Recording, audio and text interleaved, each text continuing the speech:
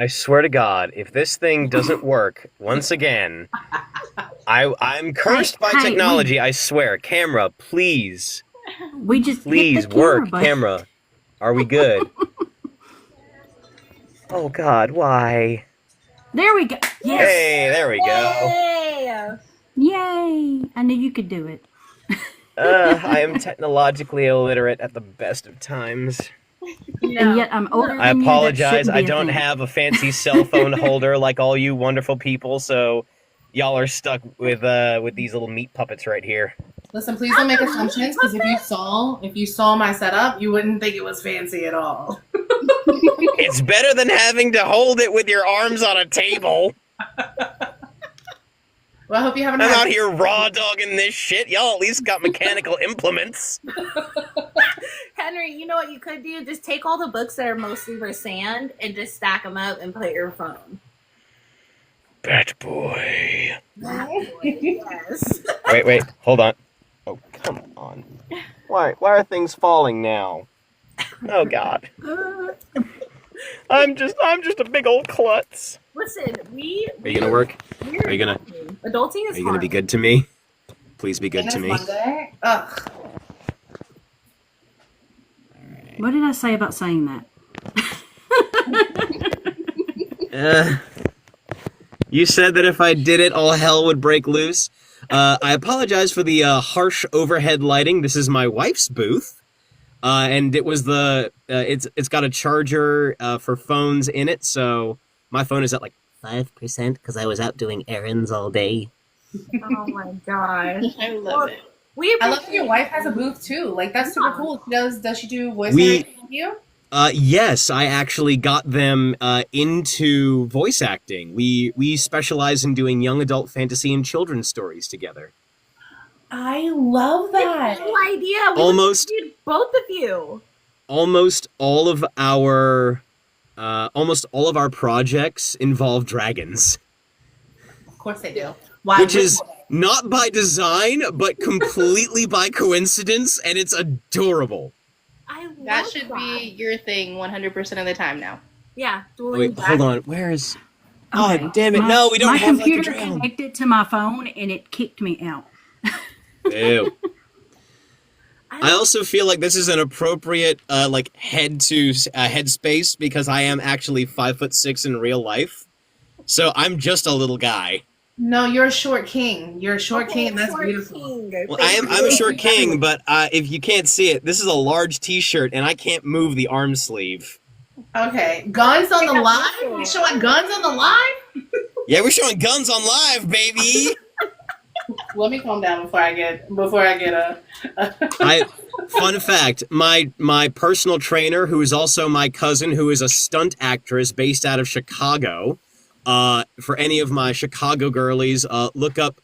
Oh God, what is it? Look up Kirsten Kung Fu Kirsten Fitness on Instagram. She does stunt acting, and her soon-to-be husband did the mocap for the Flash in the Superman versus Batman fighting game. Oh my gosh. That is so cool. But yeah, she does a whole list of different workout. Like, she literally helped rehab my shoulder when I threw it out when I threw a stick too hard for my dog. Look, there was like the perfect throwing stick. It was like yay big by like yay big. It was a fucking javelin, and I sent that shit no warm up, and then my arm went ping, and I went, oh no. I think. And for like a good 6 months, I couldn't lift my arm higher than my chest. And she had me do strengthening things. And then one day I did a volleyball serve. I felt another ping, and my arm was back in place, and I fucking dominated. Oh, wait a minute. Hold up. Yay! You can kind of see my face. There we go. Oh, did my headphones just die?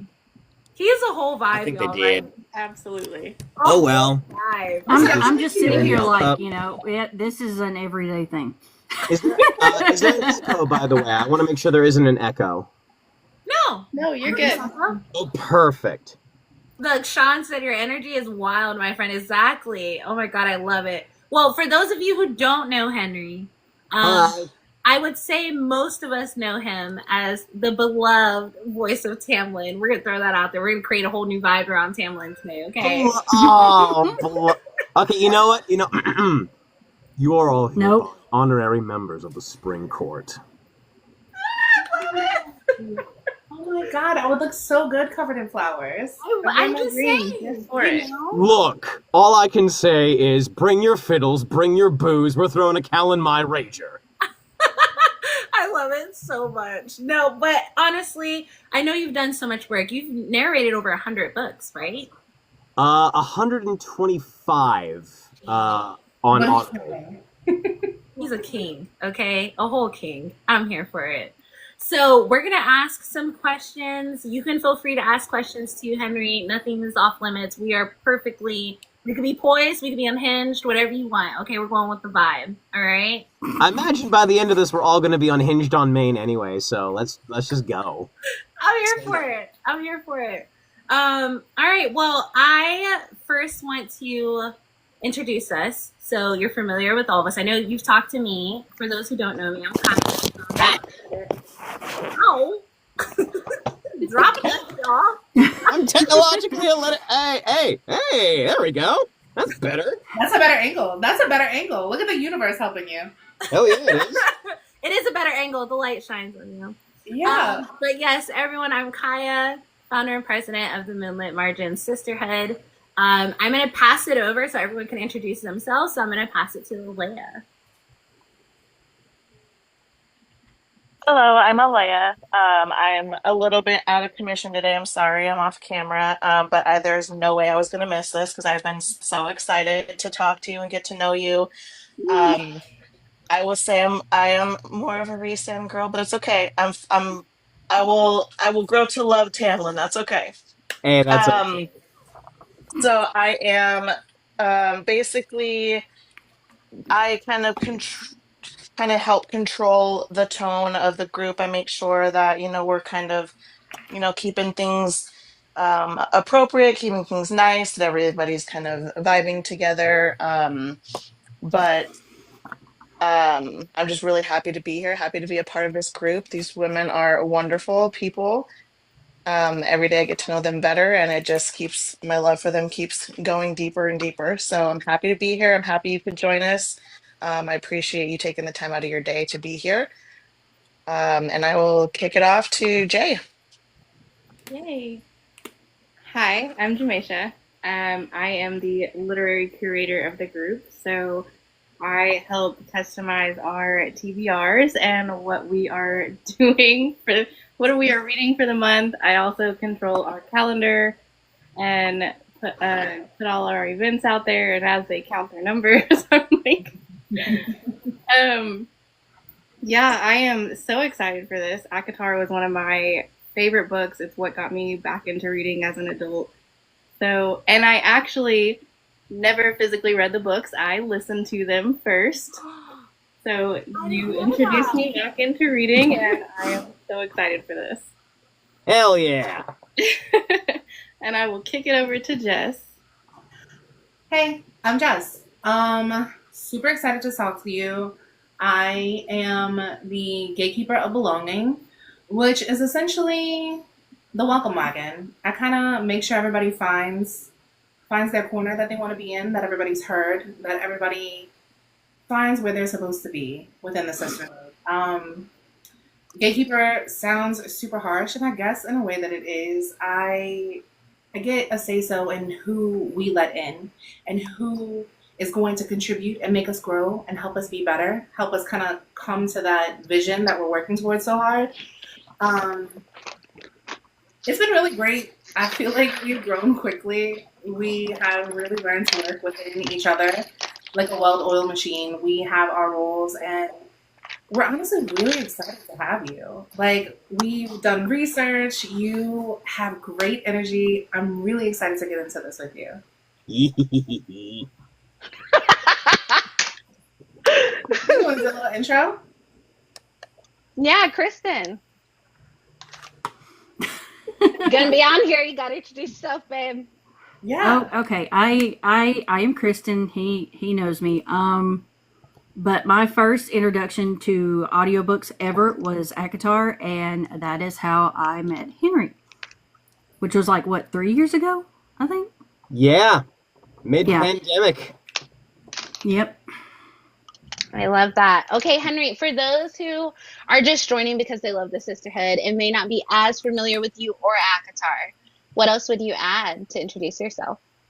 Well, first of all, hi there. It is so wonderful to meet you. I apologize for the overhead light. I'm currently trying to fix that real quick. But I'm Henry Kramer. I'm the voice of Tamlin from Akatar, Sawyer from Fourth Wing, or Tristan Flynn from Crescent City. If you are not a romance girly, but more into like the sci-fi and general fantasy fiction, you may have heard me in some of Podium Audio, Athon Audio, Shadow Alley Press. You name it, I'm probably there. I say probably because half the time I'm in my booth screaming into the void to the point where I forget who and what I'm working for. So it's usually just a fever dream 9 times out of 10. I love that so much. Well, you've touched so many lives just by telling all the stories that you have. You are really talented, and we're all just really excited to be able to talk to you. So, my first question, was there ever a character or a line that made you stop mid performance and you just knew that that line would stay with you? Ooh.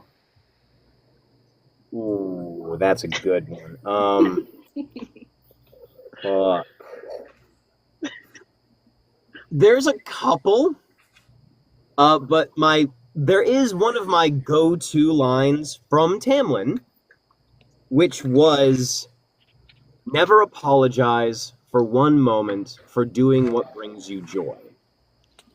I love that. Because that one struck a fucking chord in me because I started my audiobook career out of sheer spite. Oh, you got to tell us more on that one. So, first of all, both my parents are voice actors. Mm-hmm. I'm a second-generation voice actor. I'm a Nepo baby. But not for lack of trying. Because my parents tried at every iteration to get me to do something else. My mother would constantly ask me over the breakfast table, "Are you sure you don't want to be a lawyer, or a politician, or a firefighter, or something that makes money?" And I would go, "No, I know what I want to do."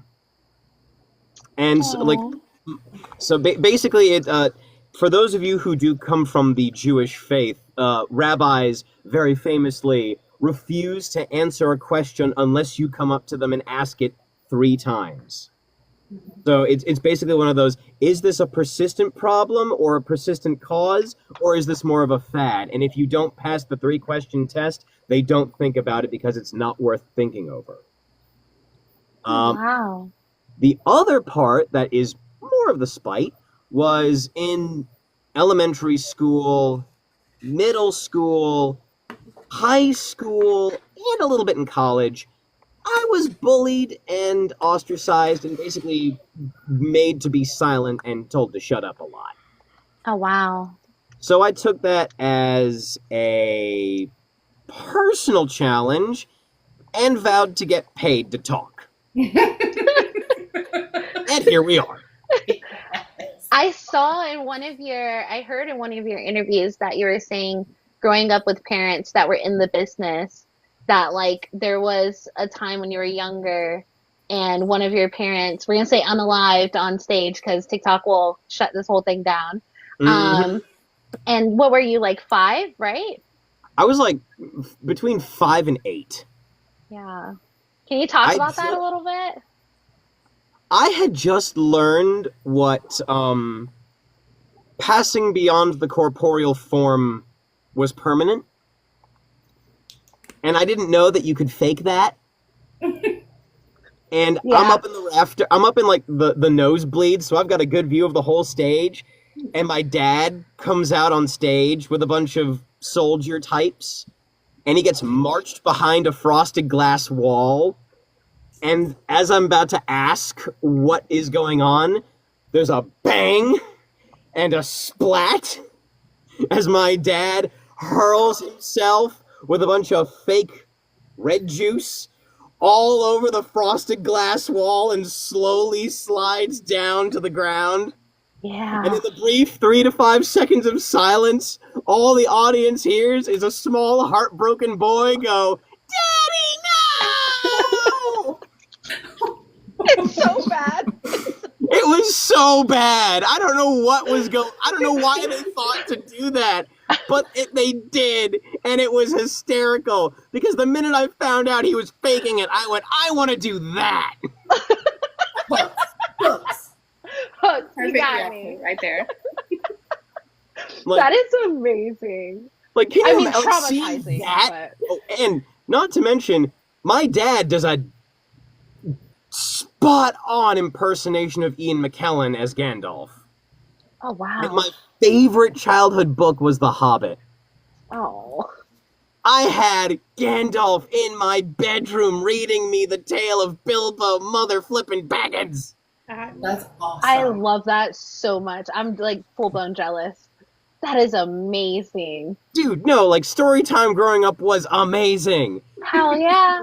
But I also, my parents kind of knew that this was going to be the career for me because by age 5 I was correcting their grammar. Well, And I was like, no, in this chapter he was this voice. You were inconsistent. I have one of those. I Yeah. love that. I was literally doing EQ for them for bedtime stories. I love that so much. So, with that, I'm sorry. I have a kid like that does that too, and it's just we call him the adult of the household. So that just like completely threw me. That's my mom in the chat, Sassy Sunbeam, putting all the laughing faces because she knows exactly who we're talking about. Is he a Mr. Little Serious who doesn't know how to have fun? He's learning. He now has a little bit of fun. But just please just an tell him I example. understand. And also Yeah. please tell him that he can make a living correcting other people's mistakes and listening to books. I will tell him. He would probably be really great at that. Yeah, he's a rule follower.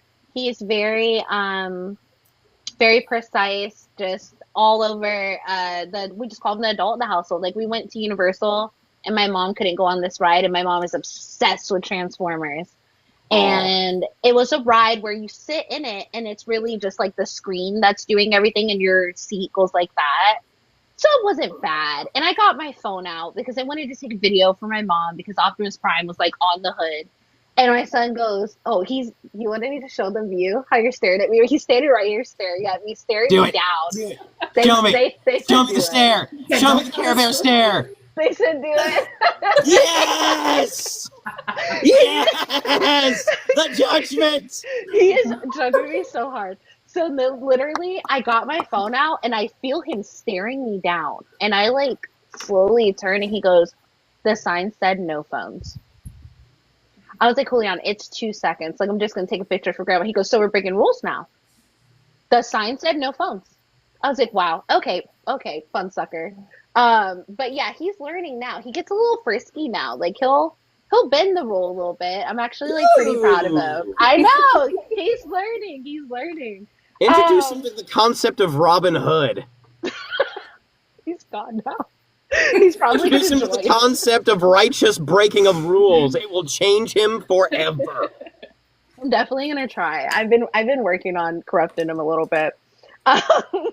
But yeah, I think I think that's freaking amazing though. I can't even imagine because I've watched so many of your interviews and like followed a lot of your work, and I just can't imagine you being that kid because you seem like such a free spirit and just a little unhinged in the best chaotic, beautiful way. It seems like polar opposites. So how'd you go from that to who you are now? Like what did it?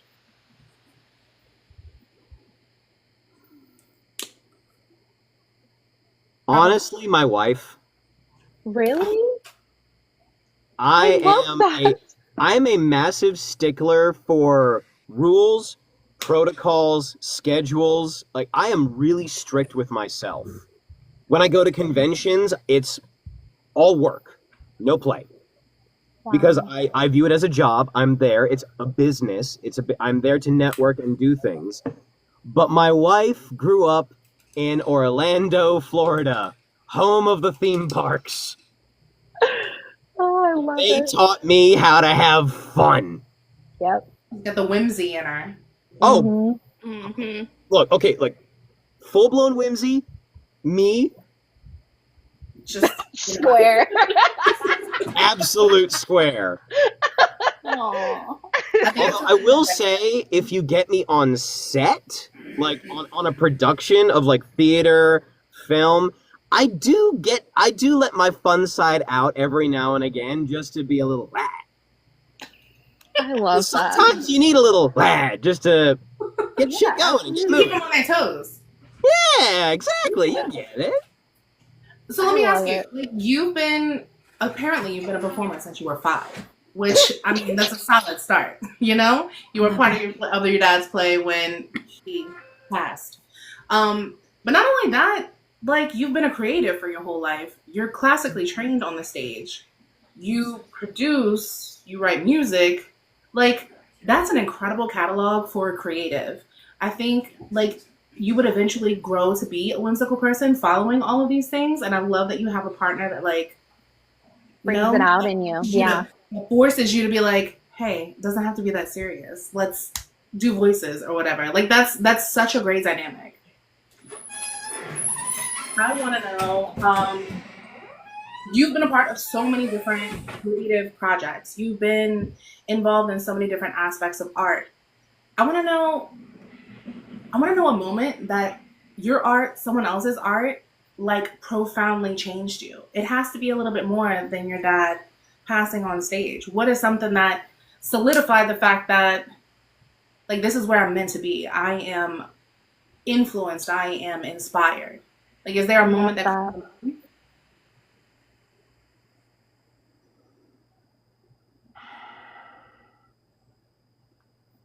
Someone else's art, you say? Could be.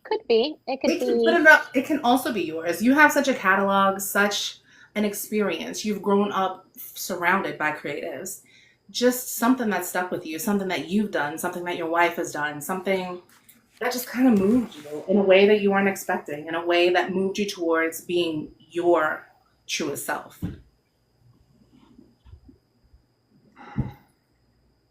There are so many moments that I have, but one that sticks out the most was when I worked for the puppet company out here in the DMV. They have their own puppet show at the Potomac Puppet Theater, and they do a yearly production of the Nutcracker. And I had auditioned, and I got in, and I got to play the role of the Mouse King. Oh, that's a good one. Okay, that's an amazing role. And it was for a children's theater, and we had like 2 shows per day, and the costumes were hellish. Rivers of sweat in the middle of winter down my back. But every performance, I had to catch a cannonball. Mm-hmm. And every time I did, all the little children went, yeah! Magic. Because they got to see a badass villain, multiple mouse heads, catch a cannonball. I love it. And after every performance, like especially for school groups, like there would be a little Q&A, and almost every time, one of the directors would ask, okay, and who is everyone's favorite character? 9 times out of 10, all the kids went, Mouse King! Oh my god, I love that. And like they would come up and they would want to hug me in my big ass mouse costume. And it was honestly one of the most memorable productions I've ever been a part of. That is so incredible. I know, that's beautiful. That, like, I feel like kids, they're always so open to magic anyway, and they have a way of kind of pulling you into it too. Like they look at you, they believe that you're the Mouse King, that you're catching these cannonballs, and they're just blown away. And it gives you like, I am the Mouse King. Watch me catch this one. I love that. I feel like that's like a great memory. Literally, whenever we would take a picture, everyone would go, cheese, and I went, my kingdom! No, always got a laugh. All the kids were smiling for the picture. The parents loved it. I love that so much. Oh my god, that's amazing. So let's talk a little bit about Tamlin. That's your work I'm the most familiar with. So I'm gonna circle back, and I made a commitment. We're not gonna bash Tamlin on here, okay? We might call out a little bit of behavior, you know. Oh, he's been problematic. Don't worry, I can. He's a complicated king. He's a complicated guy. He's a PTSD prince. Absolutely. He is. And we're gonna say this: you're on the call with a lot of dark romance readers that just we wave and blow kisses to the red flags. Okay, so you're not getting judged here. But I do want to call. I want to call out though. I watched one interview where you made such an amazing. I can't even do it justice, and I would love for you to talk about it a little bit. You made a beautiful point about how number one. You highlighted like just wanting happiness for Tamlin, and I really think like after ACOTAR, we're all kind of there. It's rare that I meet anyone, especially now. Back then, after the second book, there was a lot of like Tam hate, but I will say now, a lot of people are like, oh, I hope he ends up with what's her name, the little sister that loves the garden. Yeah, Elaine. I hope that.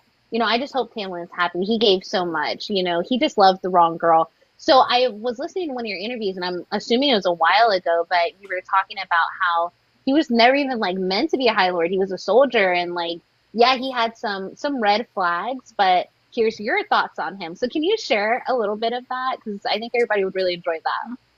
So when I was first doing character work for Tamlin, I was talking with Colleen Delaney, the director of all things Sarah J. Maas over at Graphic Audio, which, by the way, love her to death. Cannot sing her praises enough. She does fantastic work. She gave me the rundown of Tamlin's backstory of he was a soldier, he was raised military style, and then he inherited his title.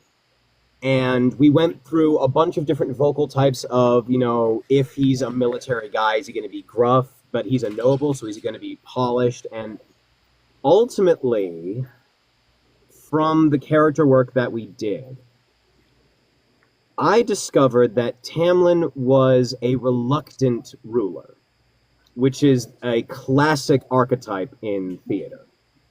He had all of this power thrust upon him in a tumultuous time during war after his brothers and his dad were murdered. He was never prepared. He was never given etiquette. He was never taught how to harness the powers fully of the High Lord of the Spring Court. So he has all of these powers that he doesn't know how to deal with. Added to the fact that he has trauma from war, which he is a soldier. Legit, PTSD. 9 times out of 10, if you talk to any military veteran, you always come out with some form of anxiety, depression, or PTSD. And I felt that he would, given the dialogue that he had, he is a non-confrontationalist. He does not like to, if there is a problem, he needs to isolate it and deal with it on his own. And he doesn't like asking for help. Because in the military, though I've never had the pleasure of serving, it is often, they break you down into a tool, and you often view all of your problems as something to break down to fix. Yeah. Which does not end up doing well when you have to deal with people or civilians. And the way in which I wanted to portray him was also my nod to a lot of the veterans out there who do have to deal with excess amounts of trauma and trouble in transitioning to military to civilian, and how a lot of the times the problem-solving skills they are taught do not translate directly into their civilian life, aka military to High Lord. Right. That is so true. That is so true. As a military spouse, I can't like speak for my husband, but I can say it took me 5 years to get him to go be checked out. And I was right. He has PTSD from multiple deployments and everything he's been through. And it trickles into like the trust factor. Like when we first started dating, he would damn near break a guy's face just for looking at me. And then you go, we've been married 13 years, and now he's had to work every day with like calming himself and telling himself they're not a threat. Even to the point to like when we sit in a restaurant, I used to complain all the time that he wasn't present with me when we were out. I used to complain all the time about that, not knowing. I didn't know. But I would be like, you're always checking out other women. You're always blah, blah. He goes, Kaya, I'm checking our perimeter. Like, I'm looking around. I'm looking for exits. I'm chasing everybody up. Like, I'm not looking at women. I could care less about the women in here. Like, this is what I'm thinking. If he walked me through, he literally closed his eyes the day that I said it because we were on a date. And he repeated how many exits, how many people were in there, who possibly was carrying a weapon. He repeated everything in 4 minutes, the entire breakdown that was in his head with his eyes closed. And that's when I was like, okay, I will never understand how he feels. So when I saw that part in your interview, I was like, wow, Henry. And I heard another part about how you prep for the role, like to the point to where you look up the weather of like how their voice would sound in like that kind of weather of where they live, and how you prep for like their background, like his veteran background. I just thought that was so beautiful. And the way you put it was just amazing, because I can't even imagine, like I'm married to him and I still don't understand half of the triggers. I really don't. When I went to college, there was a naval base near the college, so I had early exposure to people in the armed forces. Navy is not the same as Army, mind you, and I later had the experience of being able to live with a former naval ensign who taught me a lot of what it means to be in the military. And I was fortunate enough to be able to have that mindset of your personal problems don't matter, you have to get the job done, and the end result is all that matters. Which, for instance, the tax scene, where Tamlin has to go, you have to pay your taxes. And there's that whole interaction between him and Feyre and the individuals, and my understanding of it was, in his head, he cannot make an exception for them, because if he makes an exception for them, what's to stop him from making an exception for the next person, and the next person, and the next person? And then how is the court supposed to pay? He has to make the hard choices. He cannot be the hero. He has to be a High Lord. I love that so much. So when you talked a little bit about when you got the script, you got the characters, like you got a little bit of the lore behind Tamlin. Did you truly grasp? Because we talked to Grayson Owens yesterday, and he was talking about how he'll record all the way to the end, and he's doing it solo. It's just him in the booth. He doesn't get to like interact with the other people that are in the book as much. But he said that once he fully grasps, like he gets a little bit of the character, he reads the whole thing, and then at the end, sometimes he goes back and like redoes the first chapter, or he'll redo a couple of the parts he's already completed because he now understands the character a lot more. I know that I heard in your interviews you do a lot of prep work, but did you do that with Tamlin, or did you just knew, like you got it off rip and you took it and ran with it? I felt it would be disingenuous to go back and try and re-record something from the beginning.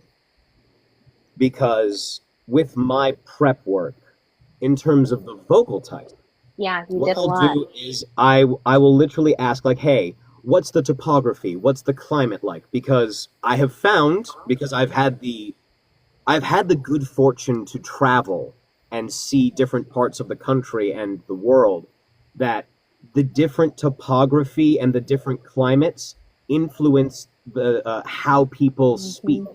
The hotter climates, the more humid, and just it creates a more ease, a more flow, where it's just like, oh, it's so hot, I can't be bothered. Whereas the colder and the harsher it is, the language reflects the nature, because it's like, it's cold, it's harsh, I need to be as quick as possible so I can get the fuck inside. That makes sense. That nature sets a backdrop, but nurture changes as well. For instance, soldier, you get a bunch of different people together, but they're all rough. So it's a medley of different accents blended together through pain and suffering. Merchants, they're more fluid and ease because they have to be a showman, but they have a distinct vocal type from where they are, with hints of different things because of the way where they travel and who they deal with.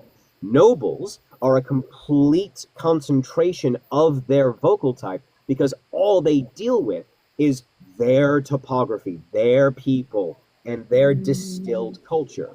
So it makes the difference between, oh, I'm a merchant, I'm going to here, and I'm putting on airs, versus, I'm a lord. There's certain things that one mustn't do. Love that so much. So let me ask you, like Henry's regular speaking voice, if you're taking into consideration topography or, you know, the looseness that a merchant has to have that showmanship, or a high lord, what is your speaking voice? Are you more a merchant? Are you high lord? Or are you, like, what's the topography, what's the environment of Henry? Well, here's the thing. This right here is my customer service voice. Yeah, I have one. It's terrible. Because this is the voice that I perfected waiting tables in DC. Because this was the voice that was easiest to project through crowds, that was just high enough in my upper range to cut through the background noise, while also being non-threatening and friendly, because I'm just 5'6". You expect a little guy voice out of a little guy. But if I actually relax my diaphragm in my chest, this is my usual talking voice. Okay. Kind of hard to hear in a busy environment, don't you think? Yeah, but it draws the people in. It makes you come closer. It's like, what did he say? He's clearly saying something. I just love Kristen and Kaya's reactions right now. Listen, I can't help it. I'm trying to hide my face because look, like I'm turning red. I'm not does. even ready for it, and he just drops it. Like, give a bitch a warning. How often Don't try to hide your face. How often are they swooning after you say something? Is that something that happens in regular life? Do you feel like people approach you like looking for you to kind of knock them out with it?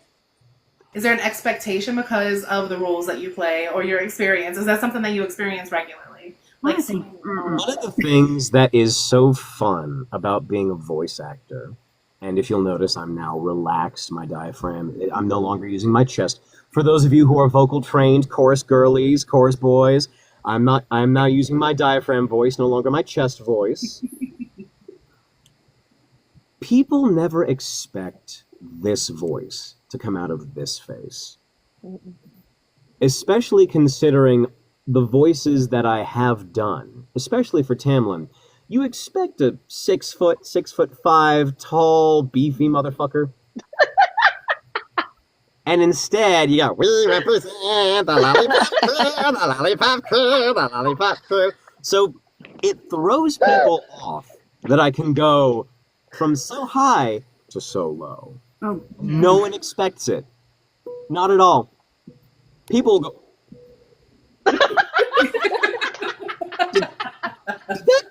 which honestly is the best though. Yeah. That's the best though. And you're like, yeah, I said it. That was me. I'm like, In my chest. that's With my when diaphragm. it comes out. see, Kai, you're red now too. See, I see. It's half that, half wide. Get Henry, stop it. Don't stop. And as he sits there, just non-menacing. He was like, I didn't even say anything. What's the problem? I didn't do anything. Me? Listen. To quote Jessica Rabbit, it's not my fault. I just sound this way. Oh, listen. First of all, any man that will quote Jessica Rabbit is a 10 in my book, okay? 100%. It's giving 6'2", Henry. It's giving 6'2". Right. The amount of hot girlies I've had to voice in books, though. Like, hold on. Are you going to be a good boy for mommy? I mean, Oh my goodness. No one ever expects that to come out of this. And I feel like that one stopped me in my tracks more than like the deep timber of like a Tamlin or whatever. That one made me be like, Henry. I got range. I'm classically trained for a reason. yeah, yes. Damn right you stand are. on it though. Own it. You worked hard for that, so Absolutely. With all that range, it makes me curious, like, who can you nail impersonating? Like, not a narrator, like an actor. Is there a favorite one that you could impersonate? I'm curious if you could do Peter Cullen. I'm very bad with names. The voice of Optimus Prime. Autobots, transform and roll Stop out. it. Shut the front door. Okay, I've never heard him do Off the that. rip like that, my guy. Live Did right you now. do it That's first? it. We're How'd I'm- you do it? I've like, I don't think I've really tried that before. That was your we- first Okay, time? I will little just homework. say, if Pretty before much. before you did that, I closed my eyes. 100% Optimus Prime. That was crazy. That was amazing. My fellow Autobots and I are here on Earth. I have a message for all of you among the stars. We are here, and you are waiting. Shut up! That is so good. That was so good. That was so good. I want to know how you pulled that God, into. I wish my son was here. He would flip Like- shit. Oh my Like, how god. Does your son play Halo? No, he does like Marvel Rivals and like all those. Yeah. No, that is freaking amazing. Oh my god, we hung out with Peter Cullen earlier last year. We went to an expo in Portland, and the voice of Megatron and Optimus, we turned our left and they're walking in the same hotel. So apparently the hotel we picked, everybody from the expo was staying at that hotel. Okay. And it was so fucking cool. Like, we got to hang with Peter Cullen, voice of Megatron, all of them at the bar. They even let my 12-year-old sit at the bar. It was so cool because I was like, come on, it's Optimus Prime and Megatron. Just turn around. Don't even, like, he's not going to drink. Just turn the fuck around. No, it was so cool. And they were doing, like, all the voices all night. It was so cool. You just nailed the fuck out of that. Like, better than Chris Hemsworth. No lie. Like, I don't know if y'all know, but he did, the Orion Pax for the cartoon, the Transformers one that just came out last year. I haven't seen that yet. I've been meaning. It's worth on my it. list. It's worth it. As a true like Transformers fan, I raised my kids on it. I grew up on it. My mom raised us on it. It was a really great version of Optimus's backstory. I think they did it justice. yeah. I've been working on like I've had like 800 plus page audiobooks that I've had to solo, so I've been unable to get to have any leisure time. Oh my gosh. I mean, and you're busy being the number one couple. By the way, we all voted for you. So We did got you win? unfortunately, we did not make the top 5. We got 8th place. That's Listen, still amazing. I saw the photos and I was blown away. Like, y'all looked. Those weren't even edited. Those were just stills from the videographer. No way. good. What was it Dang. like dressing up like that? Like, is that something that y'all have done before? Like, would you do it again? I feel like embodying a character that way, like, it gave a Ren Fair greatness. And me, I am a Ren Fair nerd. Like, I like a little extra, you know? But the glamour, like the luxury of being dressed that way, of posing that way, I love the way y'all look. I feel like it was just decadent. Slayed. Well, Yeah. full credit for those outfits goes to at Designer Daddy. Okay.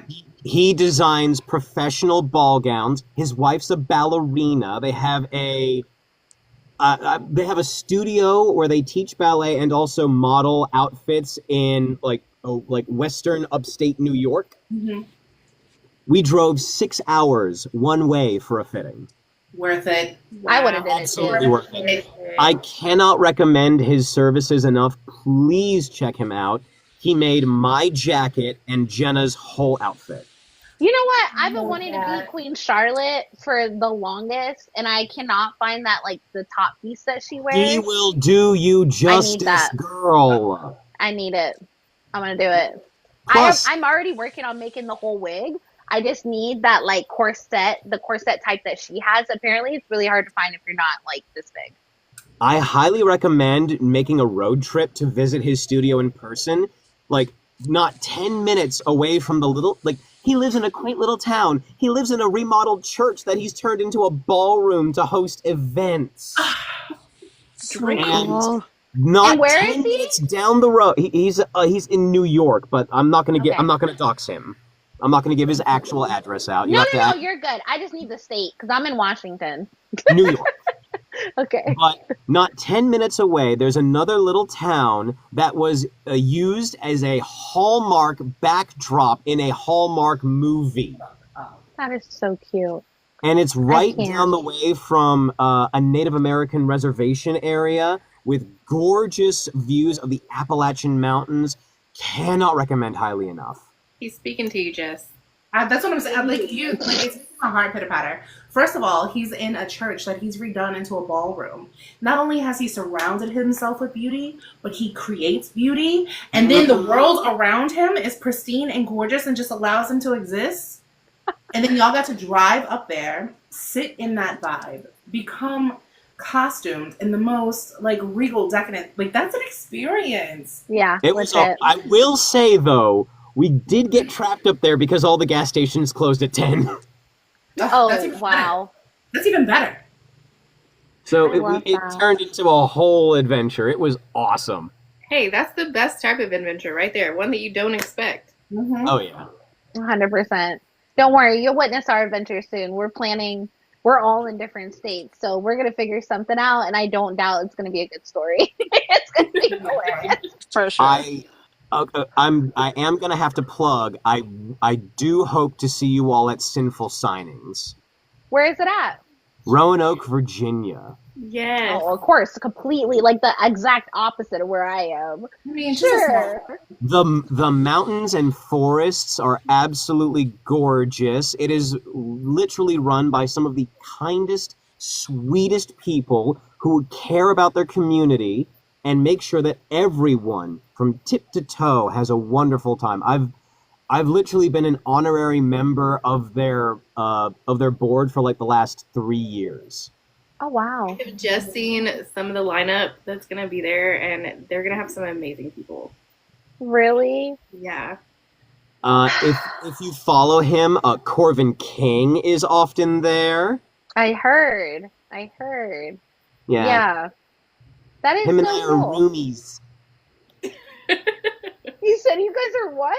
We were roomies. I love can't. that. I loved your pictures, like from the last event. I just love that you're just all smiles. Like I saw you, Corvin King, all the pictures you posted. Your smile is just like to your eyes. I love it so much. So I'm assuming you really enjoy going to those events, huh? It's not like a chore. You genuinely love it.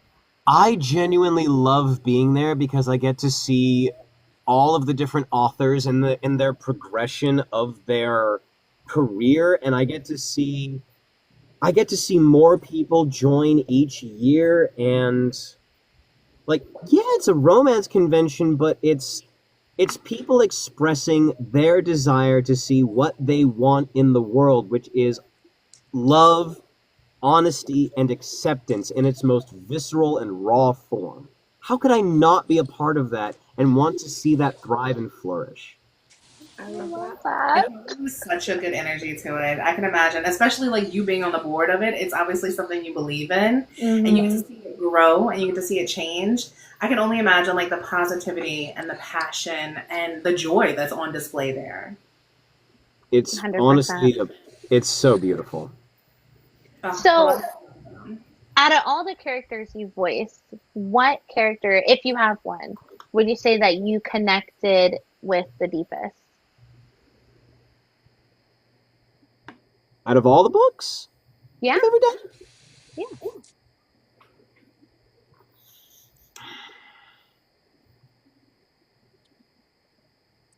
it's not a romance character. Okay. It's a little project from Shadow Alley Press called the Shadowcroft Academy for Dungeon Cores. I main knew that's what you were character- about to say. The main character is Logan Murray. a little mushroom man who's a fun guy and a fungi. Yep, I knew that was coming. I said he's probably going to say Shadowcroft. I don't know why that book series grabbed me by the spine, but I think mainly it's because he's just a little guy who started out as the weakest of the weak. And nothing but hard work, dedication, and earnestness earned him friends, power, and community. Wow. And it's one of my, honestly, it's one of my favorite series, and it's something that I think about whenever the going gets tough, because this character is literally killed and reborn and killed and reborn. And he doesn't quit, and he just keeps on trucking. And I'm like, you go, little mushroom man, you go! Because it's me! I'm this little guy! Hey, Amber. I love that so just much. For that. I'm going to read it just for that. Like, yeah. I love it. Like, there's a satyr who's a party bro. There's a moth girl who loves sweets. And a depressed minotaur who loves to tinker with electronics and gadgets. Oh, you got me right there. So in my recon of doing it, I was looking at specifically that book, but I also got distracted by the fan art because I really love like different fan arts. Everybody's like depiction and stuff. Like the moth girl, the different iterations of her. I was like, wow, we love that. I got lost in the sauce specifically with that book because it feels like it has such like a good following. It has such a good message, and people who love it, they love it out loud. They love it. Like, you know what I mean? They want everybody to know what they love. I'm still waiting for the next book to be written, because once it's done, you best believe I'm going to be behind the microphone. It's like no one else. Me. I am waiting. I'm like, just tell me when. Tell me when. I do see that he does have fun doing that, because I have watched him do some of that, and he like has so much fun with that. I love There's that. so many puns. It's a pandemic. There's an ogre who's based off of Ron frickin' Swanson. I had to watch Parks and Rec for character study. That's good character study, though. That's good material to source from. Which, by the way, ended up having me binge watch it with my wife, and now I'm a Parks and Recs fan. Oh my god. I love that so much.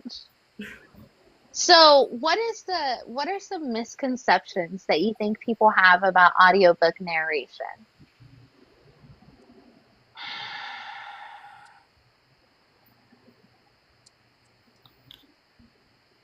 That it's glamorous. That we're like, oh, every scene is this. Oh, we're so, like, there's so much, like, sometimes you're narrating a scene where someone's eating pancakes. Oh, yeah. And it's 2 a.m. while you're narrating this because your downstairs neighbors have been banging and moving and thumping all day, and it's a sweat box in your studio. So you're sitting there narrating about pancakes at 2 a.m. Your diaphragm is exhausted because it's the end of the day. You're dropping every other line because you're and you know if you drink coffee you'll be able to do this, but then you'll be staying up until 4 in the frickin' morning and you have to get up at 7 a.m. to do it all over again. So you're clawing through, screaming into the void, dripping with sweat, diaphragm exhausted, just going, I hope this sounds good. Oh, I hope they like pancakes. Right. That's so funny. I feel like that was such a visual that you provided us too. Like, I won't forget it. Like, yeah. I mean, going back, do you ever like listen to it later on and you're like, yeah, I hope you really enjoyed that because I was dying recording that. You gotta use it. You gotta use it. That's so fucking real, Jay. That would be me. Like, that's me with my kids. They sit there and like, they take a bite and they don't even look like they're enjoying it. I'm like, you little fuckers, I spent 4 hours on that shit. Right. Fucking asshole. You better like it. Look, my family had a philosophy. Either, you're free to not eat what we make, but you gotta cook it. Yep, that's how we do it. Mm-hmm. What? Oh, I love that. which coincidentally got me into cooking when I was young. But I'm sorry, Jamesha. I didn't mean to take away from you. That's just like what it was. Oh no, you're.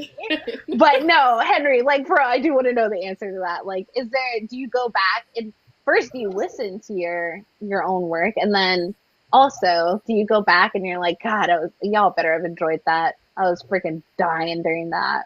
I do not often go back and listen to myself in the entirety, mainly because, as many audiobook narrators and voice actors in general will tell you, it's weird hearing yourself in recorded audio because due to like the vibrations of your ear bones, I sound different to me than I sound to you. And I'm often like, that's what I sound like? Oh, God.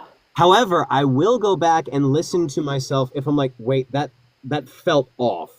And I'll often catch mistakes like that. Like, one time I recorded an entire chapter, I listened a bit more, and I was like, no. And I deleted the entire chapter and had to redo it. Because it wasn't up to my standards.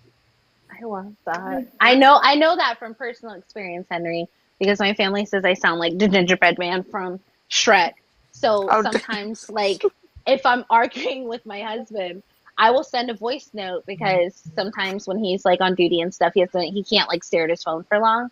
So I'll do a voice note so he can hear it in his earbuds. And sometimes I'll hit play just to make sure that like I said it with my whole chest, right? And now, mind you, this is me putting bass in my voice. Like, I'm actively working on not sounding like the gingerbread man. And apparently the madder I get, like the higher my voice gets. And so see Rosa Diaz from apparently. Yeah. So I literally the other day I sent my husband a voice note and I hit play to make sure, I said everything I wanted to say because I kind of like saw red a little bit. And when I heard it back, I was like, this is why no one takes me seriously. Because I swear it was. I was like, what the child? Who let this gnome into the recording studio? What the fuck? I don't know, but it's so fucking bad. And my mom and my kids make it worse because, like, I'll start yelling. Yeah, so that's my mom in the chat. See it? Like, she's like little squirrel. Squirrels. Yeah, that's my mom. So like, Christmas time. Literally, like we'll be. My mom lives with me and I'll be like yelling at my kids. So they're already taller than me. All three of my kids are taller than me. So I make them sit down when I'm yelling at them because it already doesn't help. Like my voice doesn't help. And now they're like, I have to look up and yell at them. So I make them sit down. And my mom, you can hear her from all the way upstairs. She'll be like, do you know the muffin? And she'll start like mocking the whole gingerbread scene. It's the worst. My mom is a 5'0" British woman who is made of gunpowder, tea, and whiskey. I completely understand. That's my mother. She's 5'0" and she scares 6' beefy dudes. She'll look at them like this. I believe it. Dynamite comes in small packages. She can outwalk people whose legs are almost as long as her. That's my She's mother. on a mission. She's on a mission. She's had to keep up her whole life, and now she dares y'all to get in her way. Right. She never skips leg day. 100%. Every day is leg day when you're 5'6" and under. I'm 5'3", and I have a 13-year-old that's almost 6 foot. So I feel that. Where is the thickness? No, because here's the I don't thing. wanna say how tall My I mom am. is 5, and my dad is 6. I'm right in the middle. Hey, it's nice though. Both of mine are tall, and I got 5'3". All of my cousins are taller than me. Me too. Every single one of them. It's infuriating. I am 2 inches taller than my Paper husband. I will dragon. say that. You're 4'11". I feel tall. I love you. I don't mean that in a bad way. But Henry, that's the other thing. My husband's 6'4", and then my kids are taller than me. My mom's taller than me. My little sister's taller than me. They have a lot of names for me. I get called like Smidget, Smurf, Fun Size. There's no respect in your house. They pat my head too. Like they'll like pat it. Oh, I just want to kick them in the kneecap. The first time. I just thought of a. Can I deliver a line? Yes. Yes. And here's the 100%. thing. This line can sound the same.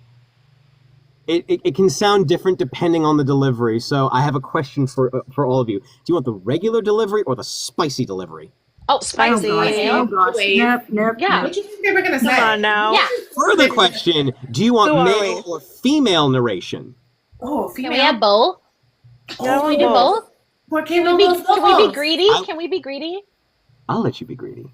Oh my Yes. gosh. Oh Okay, my so gosh. I'm going to sink in my here's chair. the male narration. Your height doesn't matter when you're on your knees. Oh. Okay. I'm going to get you for that. No. And here's the female narration. Yes, please. Don't worry, darling. It doesn't matter how tall you are when you're on your back. Okay. I Henry, mean, we they love both- you. Talent. I Pure can talent. do both, motherfucker. Yeah, you you can. Yeah, you Yeah, can. you can. He's I no do want to longer. say that that really is like, I just want to point out the fact, I hope you understand like how truly amazing that is to be able to have such a talent that you can do that. That's really amazing. I'm telling you, Henry, because most like, I'm not gonna lie, I do not buy books on Audible unless they have like a full cast most of the time, because all I hear. You ever seen that movie, The Hot Chick? No. You've never seen The Hot Chick? It's me. No. Jessica.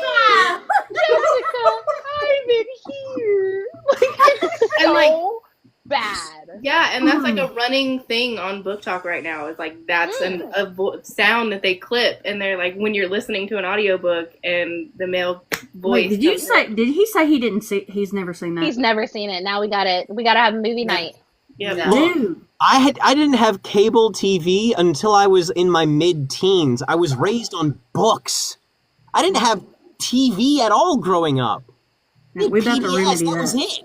Oh, wow. Well, we were 7 people sharing one TV, but my mom, that's how I got into reading. My mom had 5 kids. When she needed a break, she would toss us each a book. We didn't get to pick it, though. She would just grab a book from her bookshelf, and then she would quiz us on it later because she's read everything on her bookshelf. So she would quiz, so you had to actually read it. And yeah, that's how, so reading started out as like a punishment for me. And then when I got to like, I want to say like 4th, 5th grade, and I read my first Harry Potter book, I totally had to like sneak because my mom was like, oh, Harry Potter's the devil. Like, you're going to hell if you read that. Oh, no. Oh yeah, it was a whole thing. She's evolved now, but back then she was like, witch, you can't. So Although to be fair, now it is culturally acceptable not to read Harry Potter for other reasons. Exactly. So yeah, that's we got to the same conclusion, but with different math. different. Yeah, exactly. Different math. Yeah, a little Interesting, problematic. you know. Yeah, but we ended I feel up. so That's how I bad for got the into people it. who have Harry Potter tattoos. Oh, listen. Henry. I will defend it though. I will defend it because look, I'm gonna show you. You're gonna be like, holy fuck, Kaya. I have all of Hogwarts. Oh. Look at that. I got a Snape. I got Snape and a Patronus. But let Thank me very tell much. you. Let me tell Get you. it for you though.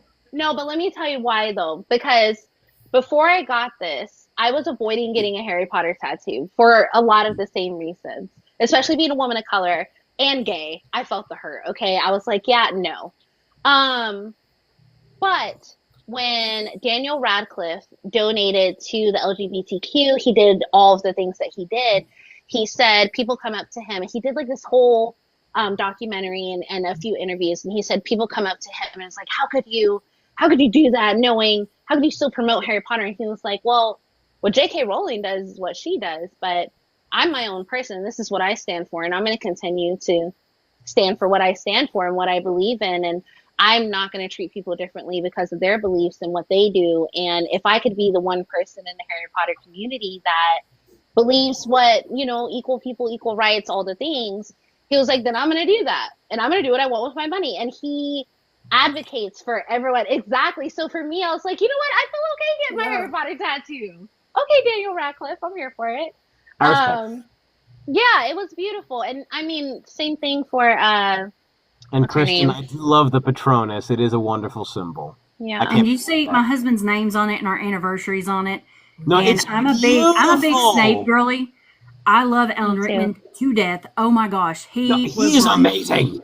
I was 100%. crushing on that dude. He was way older than me, but I was crushing on him hard. I have a 16-year-old who still crushes on him today. I mean, Really? that voice. Woo. Malia loves Double- Alan Rickman. He has a double bass voice. It is amazing. I think that's why Tamlin kind of reminded me of him. And I was like, ooh, hello. Speaking of, I have to ask you, how did you come up with Tamlin's growl? Oh God, That thing is something else, boy. I was doing dishes, and that's back when I thought Tam Tam was something for You just real. throw it all You down. know, I thought it was Beauty and the Beast for a bit before, a little more red flags, but when I was like, okay. And you're about to see me me turn into a tomato right Look. You mean the regular growl or the? both. here. Mm-mm. Both. All the above. When he busts into the cabin, 3 actually, when he busts into the cabin, when he's about to get a little feral, and when he is pissed at the High Lord beating. So Oh, I was applause that right there. the growl in his voice is me. I've always been capable of doing that, and I came up with that when we were in the booth recording with Colleen Delaney, and it was near the end of the session, and I was exhausted, and I just went, oh, fuck. And she's like, oh, yeah, no, do that. I love that. I love that everybody knows the growl, and that's not even Tamlin, that's Henry. That's Henry. That's all Henry. One of the things I've noticed where people love to dunk on Tamlin, but Tamlin vocal clips are like the ones that people quote the most. Yes. That's so true. So what was problems aside, right? Like, we understand Tamlin now, okay? We just want happiness for Tamlin. He was very misunderstood, okay? We're not painting him as a villain here. What was your favorite, either your aha moment with Tamlin or just, your favorite Tamlin moment in general? Oh, there are quite a few, but I think the ultimate moment for me that solidified that to me he was never a villain were 3 little words. Be happy, Feyre. That's all he wanted. That is all he wanted. Absolutely. He was on a healing journey, and I feel like he finally got to a place where he could let her go. He was never a bad guy. He was just in a weird position. He was just in a rough position. Yeah, Feyre. All right. It's her fault. Two to tango for sure. Okay, y'all, we're gonna go to the chat. Let's let you guys ask some questions. Yeah, you guys. Try to slow it down a little bit so Henry can read it, because Henry, we want you to pick it so that, because we pre-sent our questions, but we want to make sure you still feel comfortable, so you can pick any question you want. But yeah, you guys. And I know we didn't get to all. Did we get to all those questions? Because I know we kind of went off the rails a little bit. We meandered, but I think we meander. I think that's part of our charm. We kind of let it go as it goes. Yeah. Yeah, we try to just go with the flow and the direction of the conversation, so we're not too worried. And we're gonna invite you back anyways. I'm trying to get you to pop in at the Bat Boy Christmas special. I would Bat Boy. We have to have you come. Hopefully with better lighting than just the glaring overhead that I've got. Yeah, we would really appreciate if you could just enter with a growl and just crash it. I mean, he crashed Tamlin's wedding. I feel like it's revenge time. Yeah. It's revenge time. Yeah. I feel like it's a good time. What Yeah, is the question? I want to see that. I love that sassy sunbeam. Ooh. What is the question I wish someone would ask?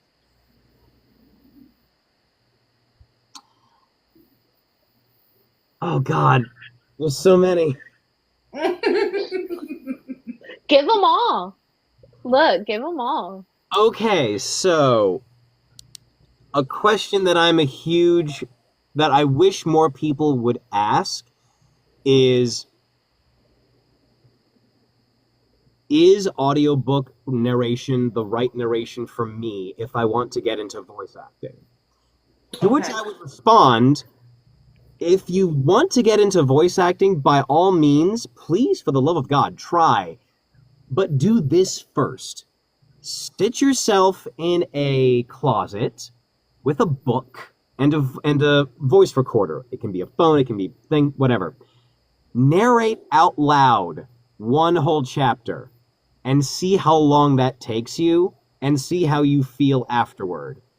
Then realize you have to do that for the whole book. I read it's like 15 to 20 hours, right? Per book.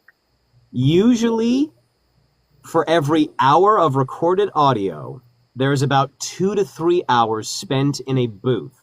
And keep in mind, you can't have the AC running.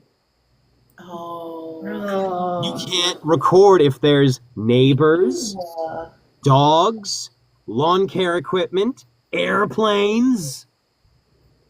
So really, you can only record at 2 a.m. about pancakes. That's really your only option.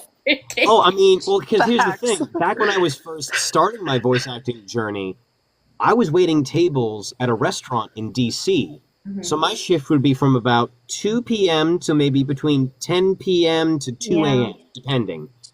I would get off work, go home, and record from about 2 to 3 a.m. until 9 in the morning. Oh my God. Oh, I would then pass out, wake up, do it all again. So what do you like throw, and you don't have to answer this, but are you like strapping ice packs to your back or something? Like, what do you do? Do you just That's sweat? right. Yeah, Suffer. you sweat your cojones off in there? Like, what's going on? It is a sauna every session. I have lost so much water weight. Like, look at my forehead. Do you see this ridge right here? This is not usually here. Usually I have something here. There's nothing. Oh no! And then like you're in a tiny box sweating. Like God forbid you had onions for lunch or something. Like you wouldn't make. And the worst part is you can't just be sitting there in nothing because your skin will stick to the chair. Ew. You have my to wear God. something that you can sweat into, but you can't wear something that's too heavy or too sweat soaked because otherwise you're just sitting there in a puddle of your own water. Wow. I want to thank you for sharing this glamour with us. Yeah. Legit. Like, this That's is pumpkin. so real. Honestly, though, if you need to like actually just like work up a good sweat, 30 minutes in a closet narrating out loud, just activating your diaphragm, holding your posture while you keep yourself about 4 to 6 inches away from the microphone, making sure that your diction is perfect, drinking just enough water but not being too hydrated, eating just enough but not eating too much so your stomach doesn't make any gurgles, hoping that you can balance on the edge of your seat so that way you don't lean back and accidentally make a creaking noise and ruin half of a take.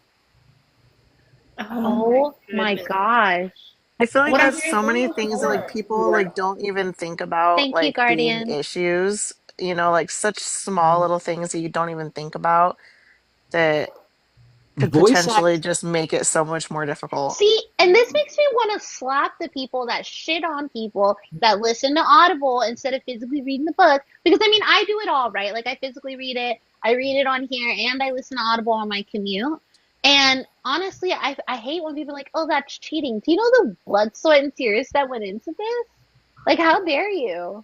Oh, also, you know those ads that say, oh yeah, you can make $300 an hour just working from home. Just record audiobooks. All you need is a camera and a script. No, the fuck you don't. You think someone's going to pay $300 per finished hour for your rinky-dink USB $50 microphone and untreated sound space? Breathing, your belly rumbling. Like nobody's paying for that. No one's going to pay for you to narrate. And then he came up to bark, bark, bark, bark, bark. And then I said, bark, bark, bark, bark, bark. No. We're having our Moonlit Margins first retreat near fucking Henry, okay? Like, that's just gonna be lit. It's gonna be For lit, real. okay? He's a good fucking All I can guy. say is if you get me on the after hours panel, I am bringing my homemade drink mix, which I call White Death. We're drinking it. wow. Yeah, The first ingredient is yeah. Everclear. Oh, cheese Yeah. please. No I'm The bullshit. second ingredient is Tequila Blanco. The third ingredient is vodka. The fourth ingredient is white rum. Y'all have so much fun with that. The fifth Kai ingredient and I- is fresh squeezed lemon juice, and the sixth ingredient is Sprite. Kai and I are Mexican. We see your challenge. Yeah, We'll be we there. raised you. Yeah. Okay, Listen. I have. Excuse me, I have so am I. One Thank you very request much. of I'm Henry. sorry, I Leah. think I'm you sorry, know but I what don't I'm hear about. you drinking. Kristen, yes, you had a request? Okay, so do you remember that time we got you to do the difference between you and I thing? Oh, Do you remember yes. that? Can you do it? Oh, God. I don't have it memorized, but I'll do the best I can.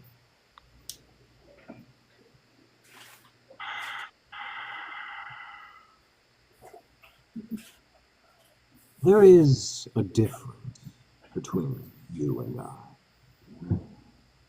Though not in the way you think. We both love the same things. We both hate the same things. We both care for the things we love. But there is one tiny difference. You would sacrifice your love to save the world.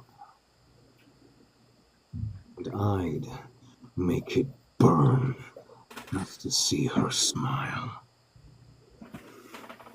Okay. We're all set. Holy I was just saying, like, the way shit. this whole room just sat, like, we And just rapt sat. attention. I just Rapt about fell out of my chair every time. Keep in mind, I Also- don't have that monologue memorized. And You did. I pulled it out of my ass, kinda.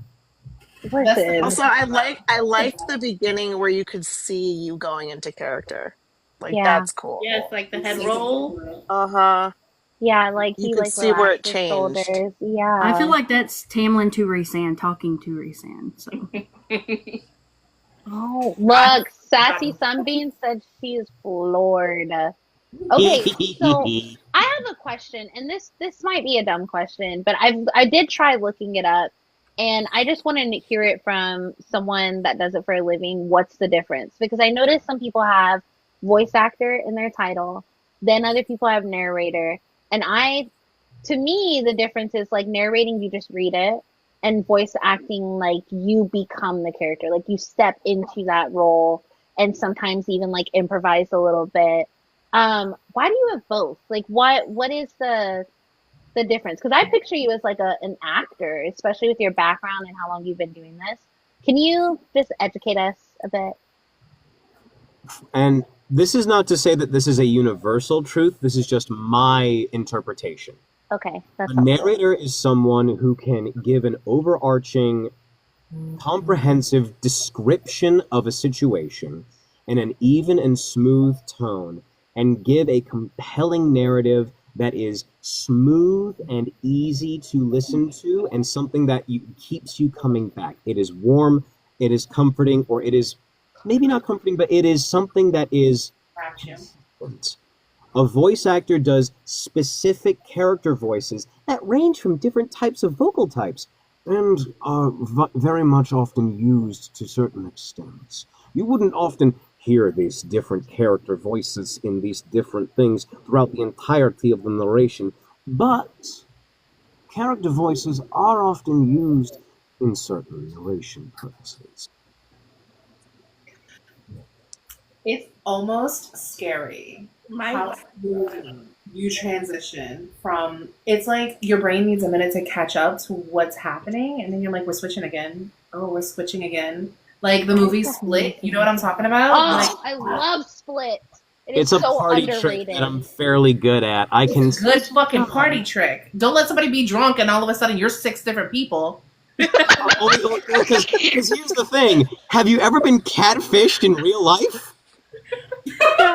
Because imagine this. You're at a bar.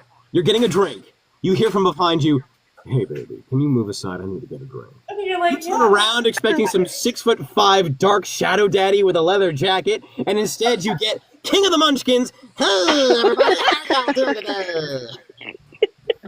Do you The enjoy amount of people I catfish in real life is insane.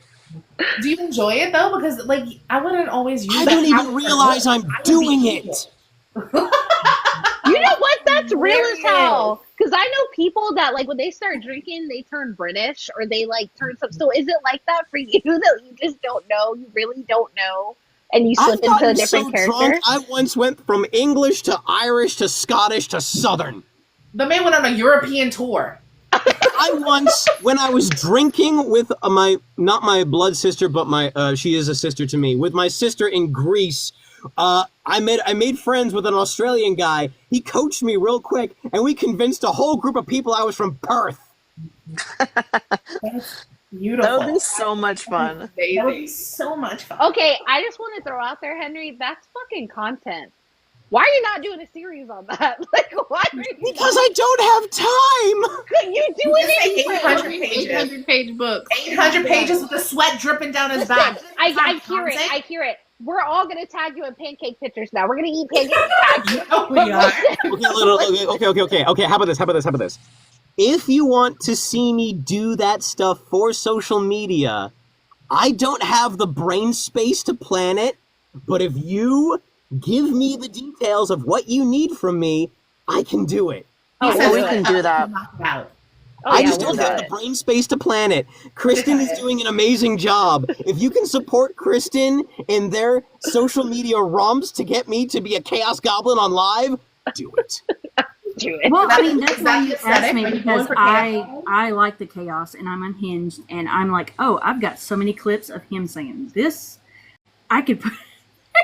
That's what we need. Like, we Yeah. need a planet to where, like, he's out in the wild and he just, like, catfishes people. That's a series. Like, Yes. the way... If we're gonna do it, we're gonna do it right. I need a videographer and I need a boom operator or someone with a decent ass like flip microphone or saying. something. I'm just saying. Like, that's what I'm saying. We got to do it. I'm saying we're Ooh. making this into a TV show. We're Oh going my God. full throttle here. We want series. I've got a full-on maroon suit I can wear too, just so I can stand out. Why do you have a maroon suit? I'm just Because I lucky thrifted that the I entire watch him. outfit I for watch him do $50. this stuff, and I'm like, oh, I need to clip that. Yes. I would never stop recording if I was in the same, like, vicinity as Henry. I feel like everything is content, honestly. He's amazing. But Life's a that's stage, and all the men and women merely players.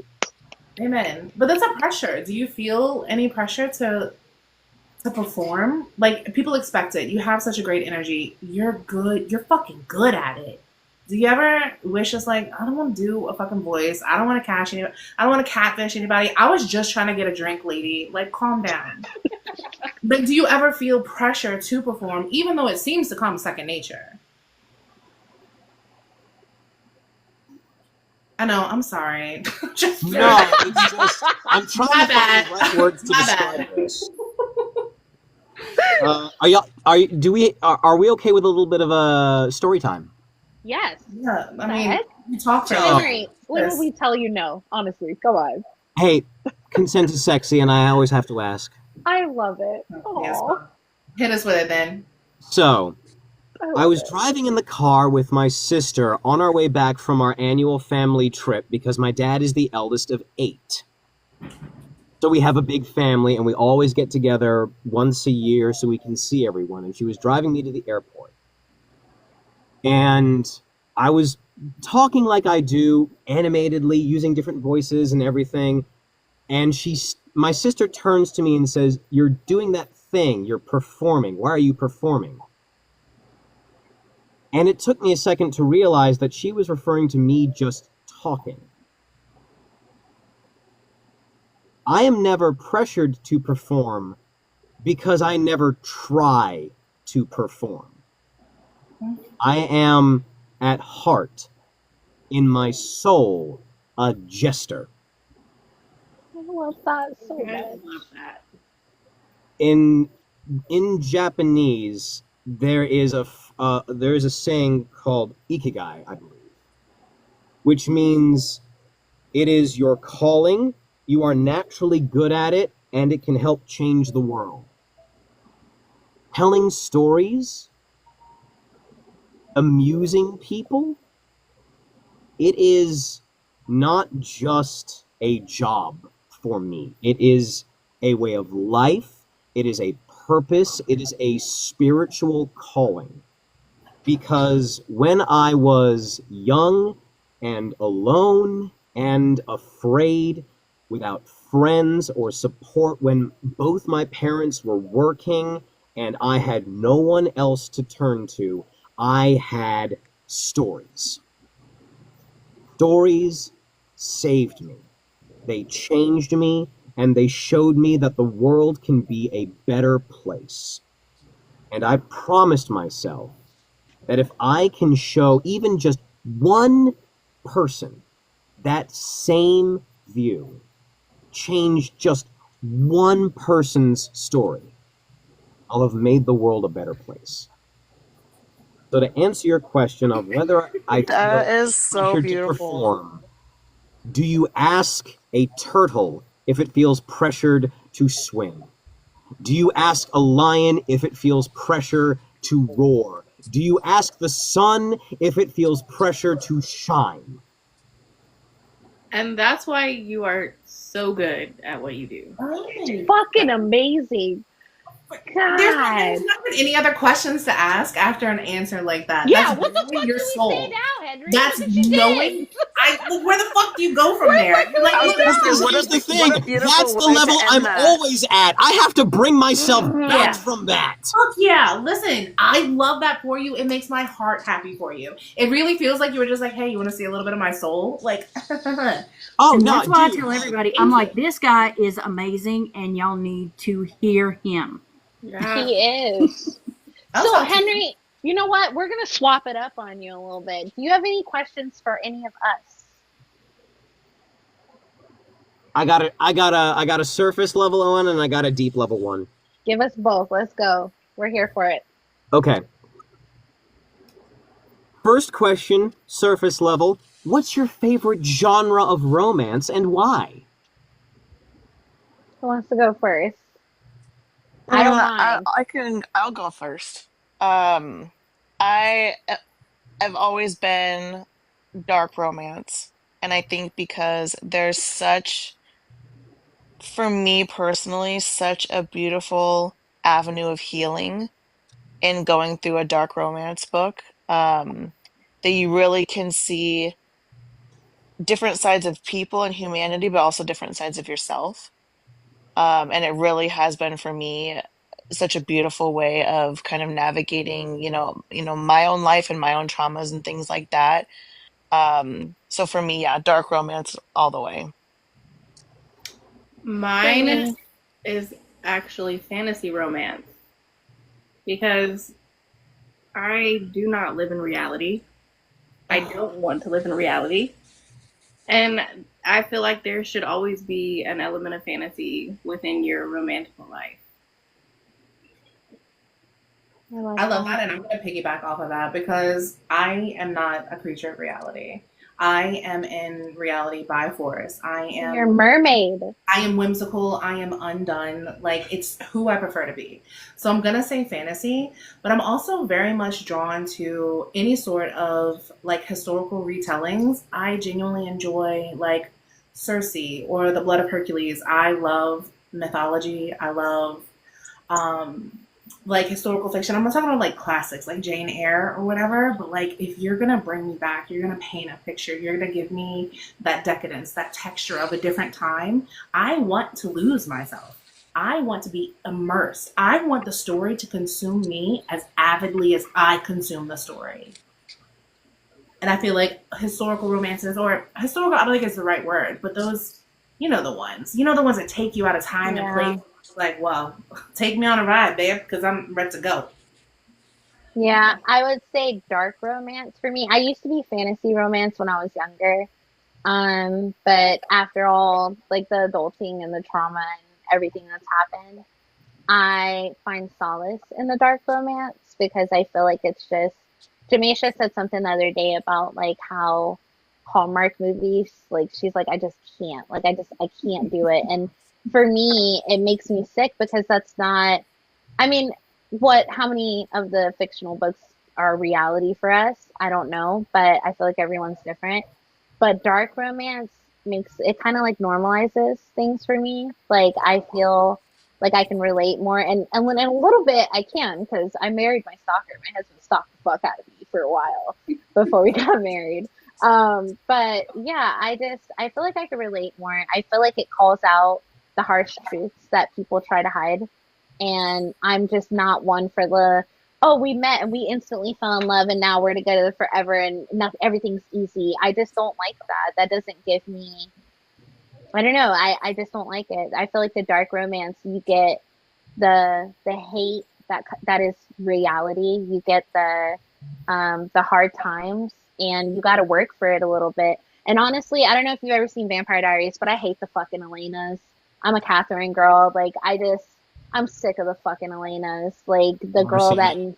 Oh, okay. Basically, a girl that needs a man to do everything and is always the victim and woe is me. And Catherine was a boss bitch that literally like made a deal with the fucking devil and was like, you're not taking me. Let me tell you what's actually gonna fucking happen. And I feel like I get a lot more of that boss bitch shit in the dark romance. I feel like women stand up for themselves a lot more, at least in the ones that I've read. They don't take anybody's shit, and that's sometimes you got to be that. And I don't know. I just like it more. Kristen, are included in this. Um. It's, Okay. it's okay if you're not. It's okay if it's a little overwhelming. No, it's not. It's just don't look at me. No, I do the fantasy romance like through and through. Since I was little, the Beast was like my like Roman Empire. It's like I love the Beast, and hence why I'm so like devout Tamlin supporter, because I'm like, Tamlin's the Beast. I mean, Yeah, he is. okay. Right. But yeah, fantasy romance. I've listened to and read probably only 3 dark romances, and like one was like Jack the Ripper based or whatever. And I mean, I really like that one, but I So- would say a good example is like Unhinged. It's recently Ravaged just came out by Steph Macca.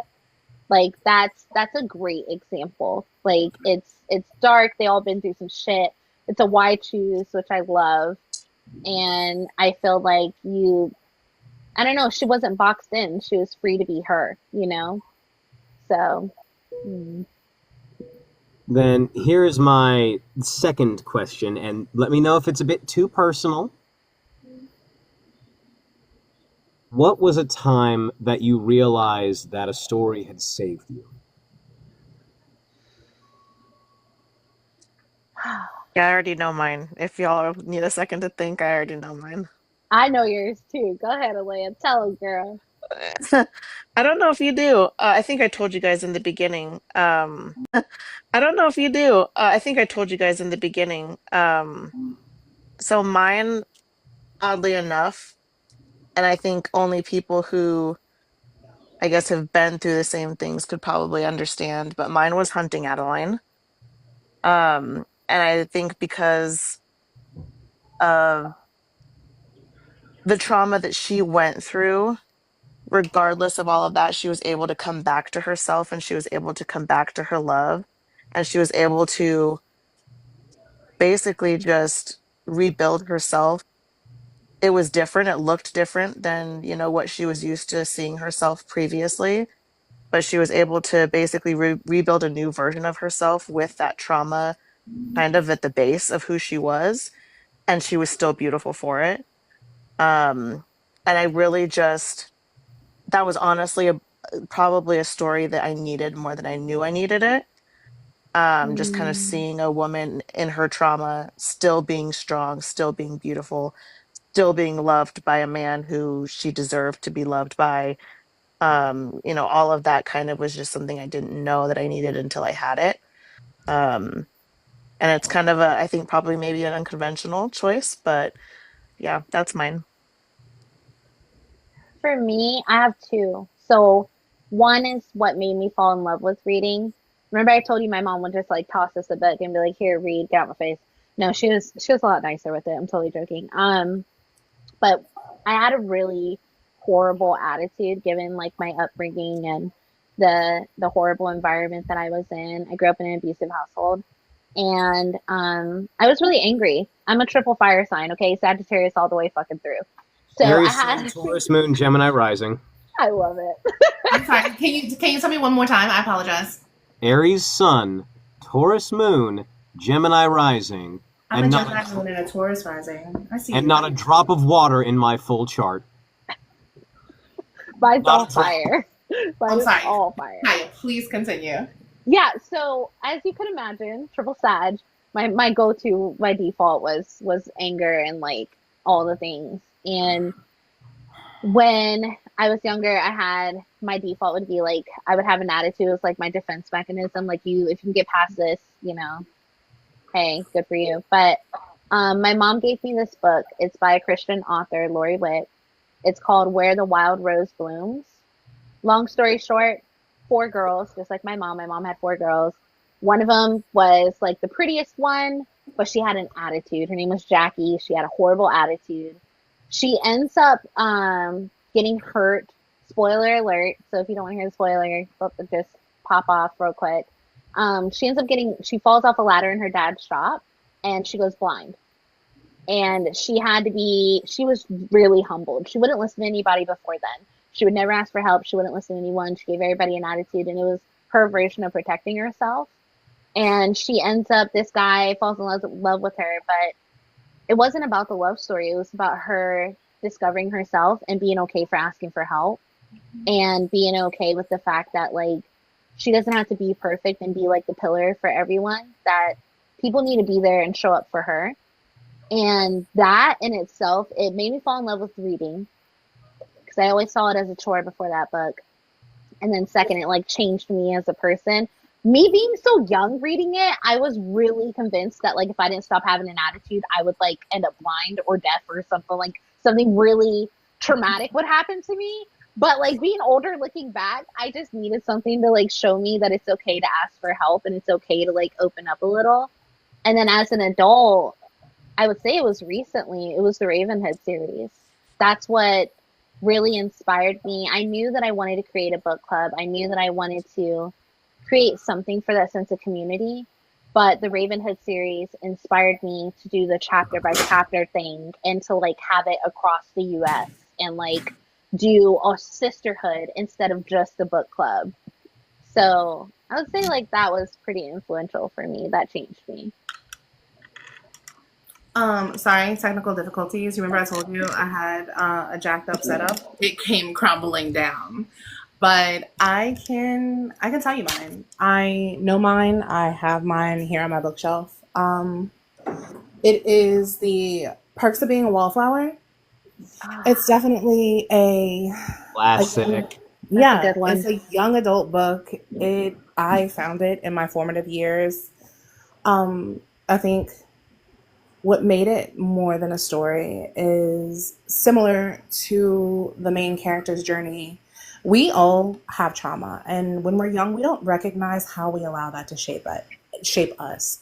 We don't recognize how we move through the world within that sweater of trauma, or our favorite angry sweater, or the armor that we put on, or the escapes that we look for, the problems that we look through and choose not to deal with them. I think I related a lot to that. I had a tumultuous upbringing and like lots of weird trauma early on, and it absolutely feeds the fact that I don't want to live in reality. I know how harsh reality can be. I would rather have these moments of elation and embracing being alive and letting joy sit in me and stir the darkest, like stickiest parts of me, and kind of like to live that feeling as much as I possibly can. And then, of course, there's a line that we only accept the love that we think we deserve.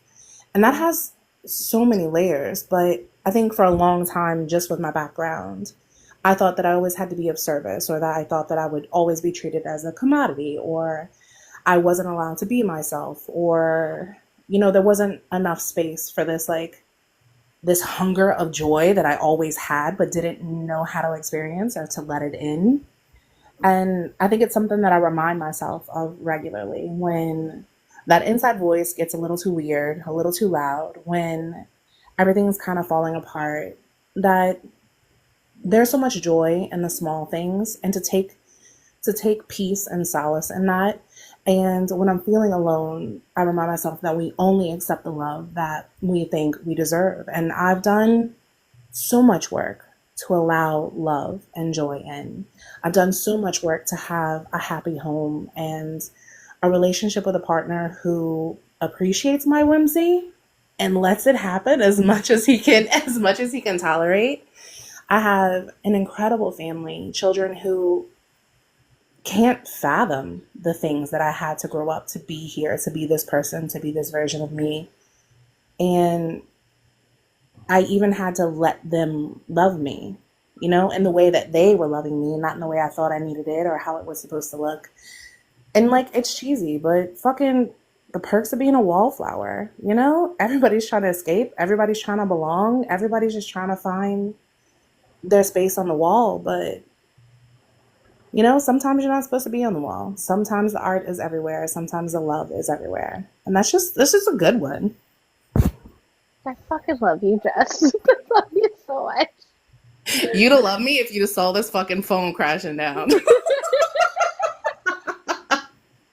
These were so heavy. I'm like, ugh, mine is not as heavy. That's okay That's too. good. There's Okay. joy everywhere. Yes, please. There's no such thing as too heavy or too light. All that matters is that it carried you through. There Absolutely. you go. For me, reading was always there. The girls know, growing up, my grandmother, like, that's how we connected. Like, she would take me and my sister to the public library, and like, we did the summer reading challenges every year. Like, that was our way of connecting and escaping. And like, as an adult, when I moved to my husband, my now husband, we met online, we connected. I up and left where I was from. I completely like rerouted. I had no one other than my kids and my husband. And all of a sudden I was 2 kids mom and a soon to be wife and working 50 plus hours a week and a manager of a dental office. And I had all these people that I was responsible for. And it was quickly becoming a lot. And I was like, what do I have that's me? I'm in a place that I know nothing about. I can't go anywhere without using my GPS. Like, I don't know where I'm at, I don't have friends, I don't have family. And I can remember sitting on the couch at like midnight and I was reading Zodiac Academy. And I said, this is me. This is my space. And I don't have to worry about being someone's mom. I don't have to worry about being someone's wife or someone's manager, someone's boss. I can just be Jameisha and curl up on my couch with my blankets and my Kindle and my hot Cheetos and call it a night. And I don't have to worry about anything else. And for me, that was my escape. And it's become something that I can take as my own, because being a mom, like, you don't often get that. Like, you hear mom, mom, mom all day long, and Bruh. who you are.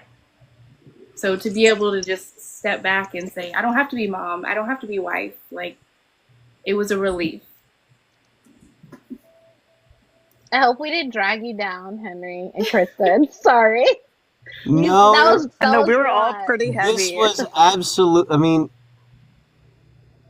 it is the mark of a person not to be going through life unaffected and unchanged, but rather to show how you have put yourself to pieces and put yourself back together. It is the flaws and scars that prove that we are human and that we have lived.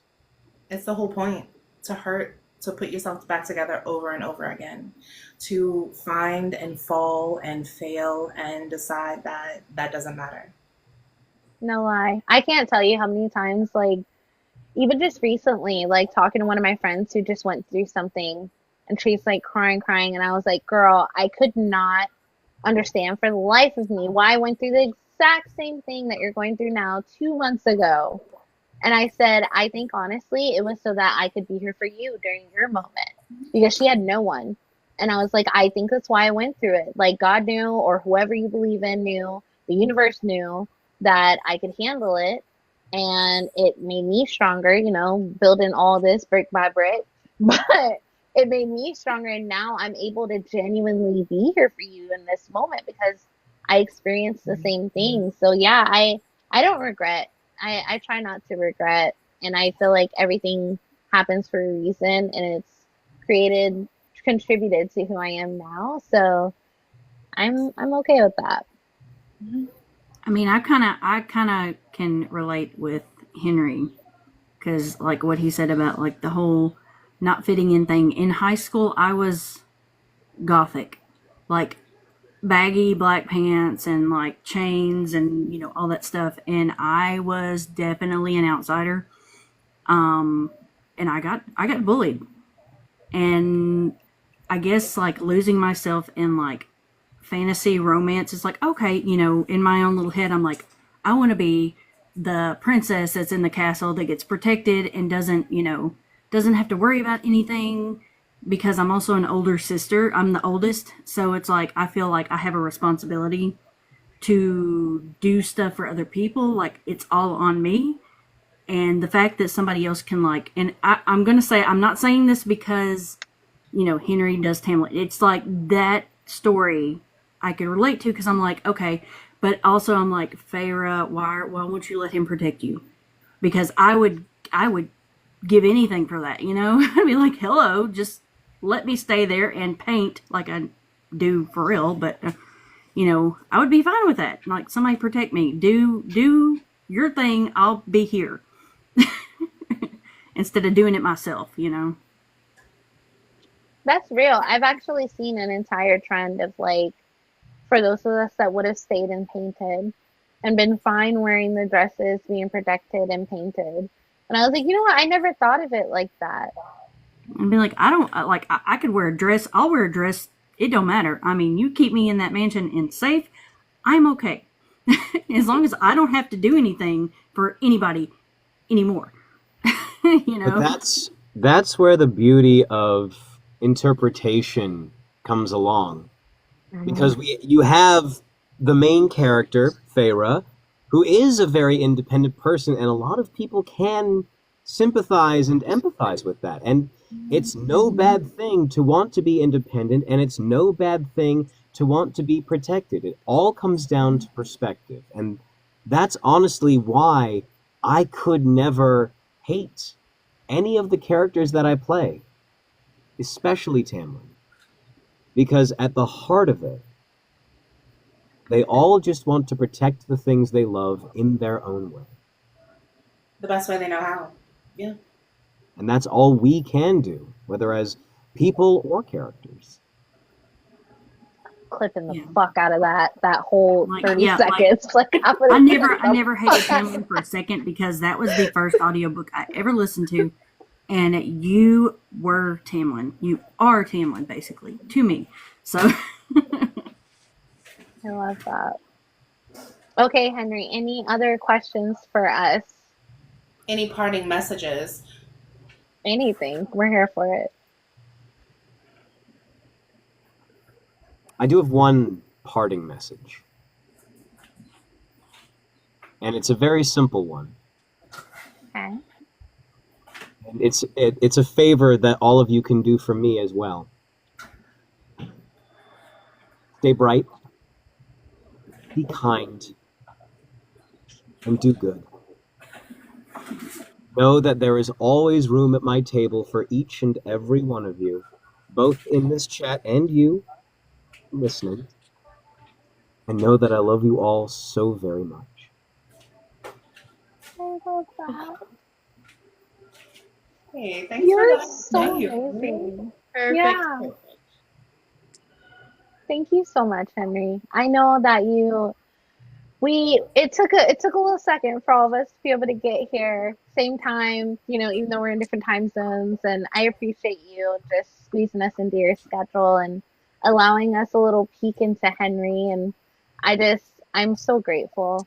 I loved this talk with you. I feel like I got to learn so much about you.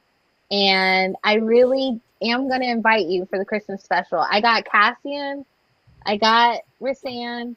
I just got to get Asriel, and we're gonna be good to go. We're gonna do. Oh, and I got Lucian too, so you'll have backup. Lucian. You'll have Gabriel Michael is literally the freaking sweetest. Like I can't. But yeah, you'll have backup. But I would love to do like an Akatar Christmas special, sometime in November. So if you can just like tentatively, just take a day. Yeah, just pencil us in. I would love to do a Christmas special. I feel like that would be some good fun. We'll do like themed drinks. We'll send you a little swag box. We're sending you a swag box regardless, but we're gonna send you and your wife a Christmas gift from the Moonlit Margin Sisterhood. 100%. Okay. And we would love to hang out, again, sometime soon. This is really amazing. But I'll let y'all, say your piece. I just wanted to tell you thank you. And I really, really, I have a whole new respect for you from the first time I talked to you. And we're going to continue to push your content and support you in any way that we can. Thank you. Absolutely. Same. Yeah, I just appreciate you taking your time. Like she said, I know it kind of took us a second to, get everybody here and everything, but it really means a lot. I think getting to know, the people behind the characters that we like and love. It's nice to actually, get to know you as a person, because I think it helps us connect to our characters, even more so. So thank you so much. JK Wild, I see in the chat, you said confession. You never read Akatar. You could just listen to it. After this, just listen to it. Listen The to it. dramatized, That's what I tell everybody. Listen. The dramatized version. There's a difference. See the dramatized version. When you hear Tamlin, just smile a little bit because you got to peek behind the curtain to Henry. My husband's actually listening to the dramatized version. My mom's listening to it, and my son. So, and yeah, it's hard for me to talk to him about it because I'm like, yeah. Listen, remember my adult son? Okay, don't come for me. He is listening to Akatar.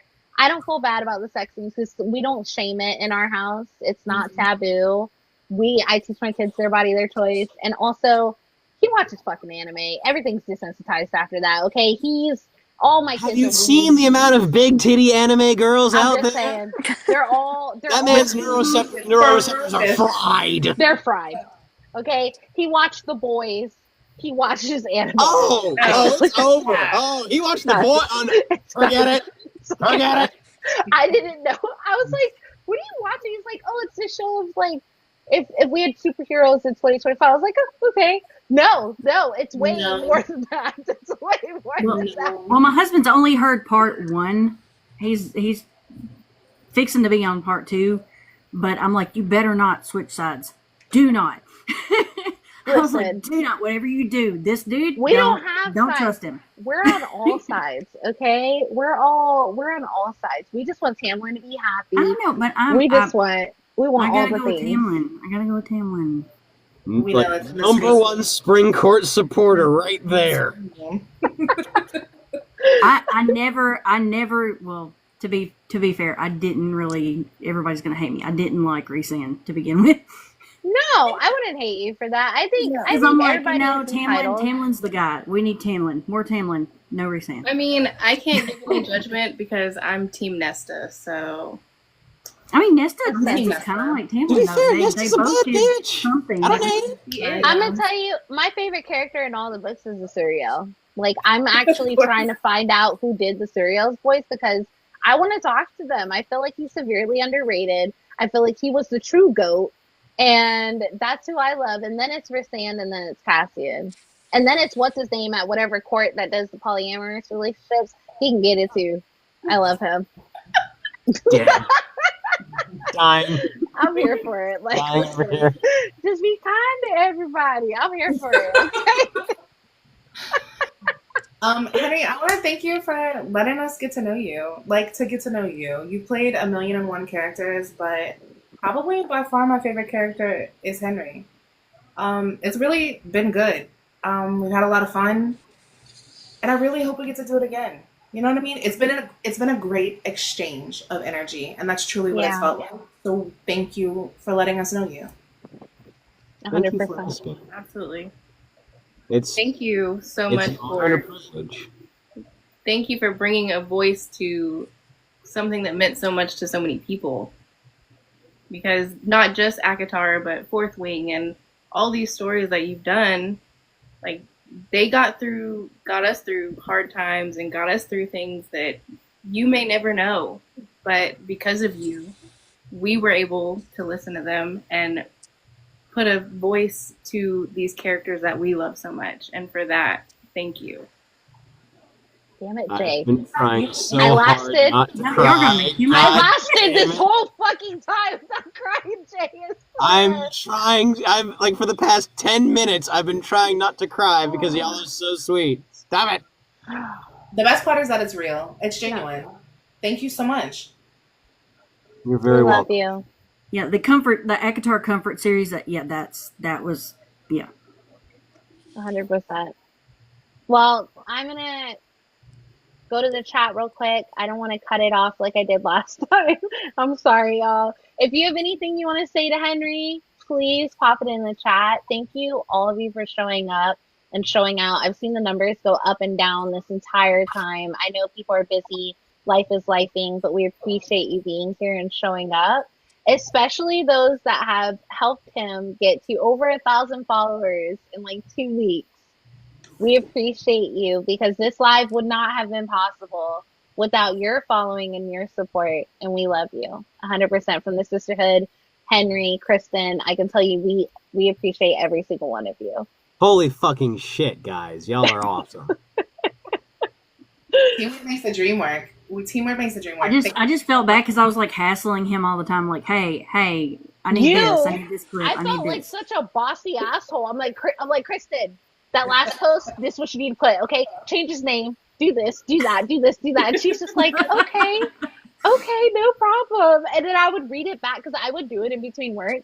And I'd read it back and be like, damn it, Kaya, you could have put like an emoji or Well, something. like most of the time I was at work Exclamation and I was just point. like, okay, no problem. And I put my phone down and I was like, I hope she didn't think I was being short and just I like was kind of. thinking that the whole time. I was like, I'm God. always short. I'm 5'6". Oh boy. I was like, poor Henry. You can't help yourself, can you? I You did not mean played it that way, and yourself. you know it. I cannot. We were worried that like he felt like a piece of beaks. We're like, Henry, give us a 20-second video in the booth. Like, Boys like that. Boys like that. I'm trying. I mean, I felt like I was trying to be his mom and be like, hey, you need to do this. Like, do this. we were bossy. We were bossy bitches. Oh, I'm no, not gonna trust lie. me. No, my mother is raised with the British. Well then. That's what I'm saying. He's unaffected. He's already said that if you need him to put out, you just gotta set it said up. he'd and do it. Y'all, He when takes I direction said, well, and we love a man that can take direction. when I said he did it, like Kristen and I would shoot around ideas. I would give it like not even an hour later, clip uploaded. Like he meant it. He said, whatever I gotta do, I will show up and do it. Just give me the script, give me the direction, whatever you want. I'm here I am for an it. actor. I stand 10 toes on motherfucking business. Well, see, it also helped that I had that stuff locked and loaded to go, and I was She like, did. hey, this is what I'm gonna put up. You know, Yep. just letting you know. Yeah. No, it was amazing. And we're gonna continue. My next goal is 5,000. So I say we do it. We got this. It's not Surpass. I said surpass Resand. That's my goal. Yeah. Surpass. Yeah. What is Anthony Paul That's a at? good Like goal. 8,000? 17. He's at 17,000? Pish posh, pish posh. We got this. 17,000. No, that can't be. That's got to be like 1,700, way. right?